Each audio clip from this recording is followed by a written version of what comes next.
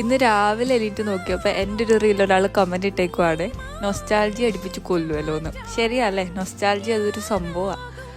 ഞാനൊരു ഏറ്റുമാനൂരുകാരിയാണ്. എൻ്റെ ഏറ്റുമാനപ്പൻ്റെ ഇന്ന് 2ാമത്തെ ഉത്സവം. പണ്ട് സ്കൂളിലും കോളേജിലൊക്കെ പഠിച്ചുകൊണ്ടിരുന്ന സമയത്ത് ക്ലാസ്സൊക്കെ വിട്ട് കഴിയുമ്പോൾ ഞാൻ നേരെ ബസ് സ്റ്റോപ്പിലോട്ട് ഓടും, ആദ്യത്തെ ബസ് പിടിച്ച് വീട്ടിൽ പോകാനായിട്ട്. എല്ലാവരുമായിട്ട് അപ്പോൾ പറഞ്ഞു വെച്ചിട്ടുണ്ടാവും എവിടെ മീറ്റ് ചെയ്യണം, ഏത് സമയത്ത് മീറ്റ് ചെയ്യണം, ഏത് ഡ്രസ്സൊക്കെ ഇട്ടുകൊണ്ട് പോകണമെന്ന്. ആ ഒരു സമയത്ത് എല്ലാവരുടെയും ഫോണൊന്നും ഉണ്ടാവണമെന്നില്ലല്ലോ. അങ്ങനെ എല്ലാവരും മീറ്റ് ചെയ്ത് അവിടുത്തെ എല്ലാ കുട്ടിപ്പട്ടാളങ്ങളും എൻ്റെ കൂടെ കാണുവേ. അങ്ങനെ ഞങ്ങൾ അമ്പലത്തിൽ ചെല്ലുമ്പോൾ ഏറ്റുമാനപ്പൻ എഴുന്നള്ളി നിൽക്കുന്നുണ്ടാവും. അങ്ങനെ പ്രാർത്ഥിക്കും. മെയിനായിട്ടുള്ള ഉദ്ദേശം എന്ന് പറഞ്ഞാൽ അവിടെ ഇവിടെയൊക്കെ തെണ്ടി തിരിഞ്ഞ് നടക്കണമെന്നാണ്.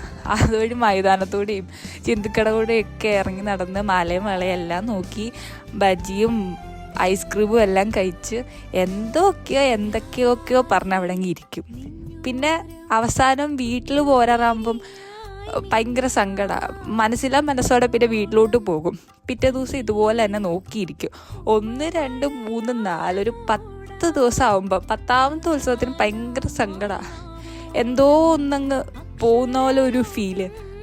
ഈ പ്രാവശ്യം എനിക്ക് നാട്ടിൽ പോകാൻ പറ്റിയില്ല, ഉത്സവം കൂടാൻ പറ്റിയില്ല കേട്ടോ. മിസ് ചെയ്യുന്നുണ്ടോ എന്ന് ചോദിച്ചാൽ നന്നായിട്ട് മിസ് ചെയ്യുന്നുണ്ട്. മാറി നിൽക്കുമ്പോഴല്ല അതിൻ്റെ ഒരു സങ്കടം മനസ്സിലാവുന്നത്. അപ്പം ശരി, പിന്നെ കാണാം കേട്ടോ.